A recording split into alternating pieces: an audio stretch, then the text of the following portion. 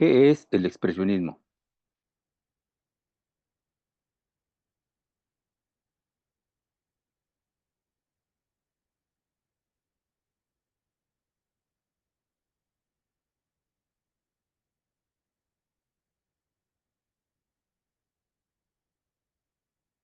Comenzaremos por decir que el expresionismo es una vanguardia alemana que surgió a principios del siglo XX. Esta vanguardia lo que pretendía era representar una realidad deformada, esto con el fin de mostrar el yo interior del artista de manera más objetiva, permitiendo ver sus sentimientos oscuros, sórdidos, es decir, los sentimientos más negativos. Por ello, sus temáticas fueron soledad, miseria, sexo, muerte, miedo, angustia, dolor, todas estas sensaciones humanas de carácter negativo, que precisamente era lo que prevalecía en ese periodo de entreguerras en Europa a principios del siglo XX. Las raíces de este movimiento vanguardista se remontan hacia el gótico alemán, en donde se ponía más énfasis en la expresión de los seres representados que en una imitación de la realidad.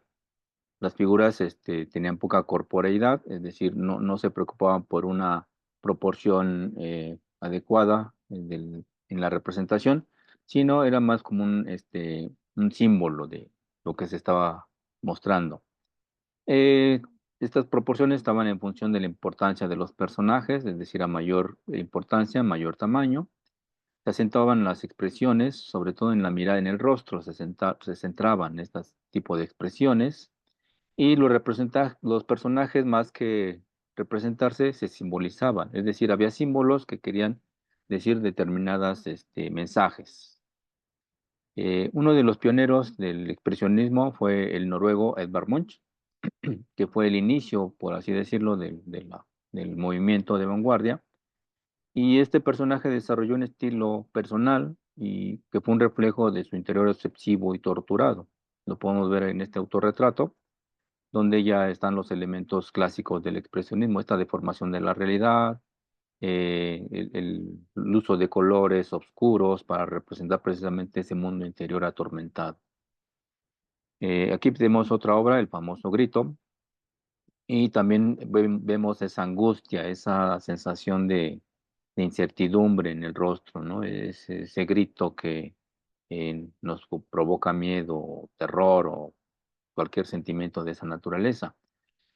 Su trazo fue sinuoso, es decir, este trazo era intencionadamente sinuoso para, de esta manera, buscar más expresividad en las formas, así como también en estos contrastes de color, que era para enfatizar ese carácter de miedo, ¿no? De angustia. Él mismo aseguraba que la forma en que uno ve depende también de un estado emocional de la mente. Esta es la razón por la que un motivo puede ser visto de muchas maneras. Es decir, el estado en que uno emocional se encuentra, va a depender la forma en que uno perciba esta realidad. Uno de los antecedentes inmediatos es El Puente, esta publicación donde se agrupa un conjunto de artistas de aquella época, en 1905, y liderados por W. Kirchner.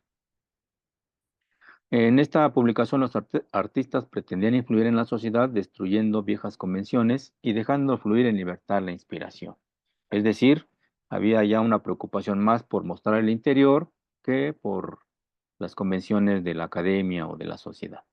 Otra publicación importante fue El Jinete Azul, donde los artistas buscaban una mayor libertad creadora y una expresión muy personal.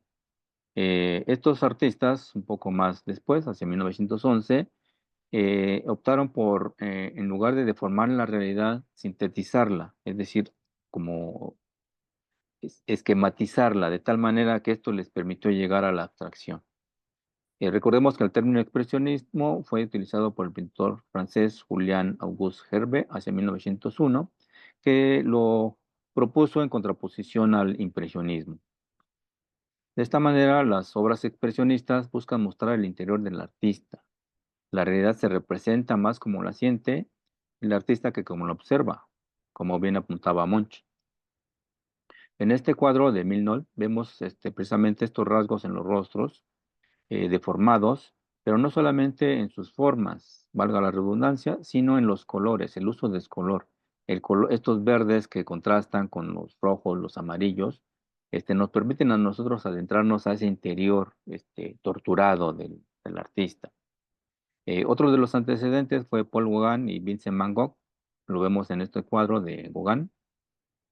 Y aquí en el caso de Vincent Van Gogh, vemos que el uso de la pincelada, fuerte, expresiva, suelta, que es uno de los elementos que retomaron los expresionistas para precisamente mostrar ese interior, una pincelada gruesa, suelta, y el negro como un elemento central, no solo en el contorno, sino como algo que domina en todos los momentos.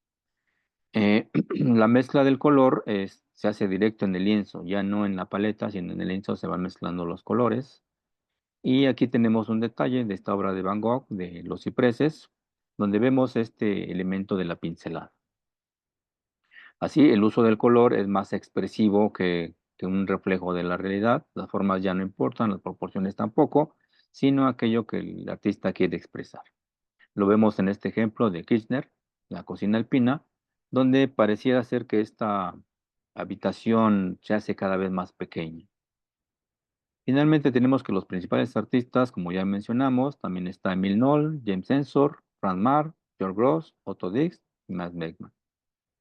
Aquí tenemos un ejemplo de Grosz, la ciudad, en este caos de color, de formas, de gestos, etcétera, etcétera. Este es un ejemplo de James Ensor, donde vemos esas grandes pinceladas en el fondo que más que representar nubes o cielos, son grandes manchas de color.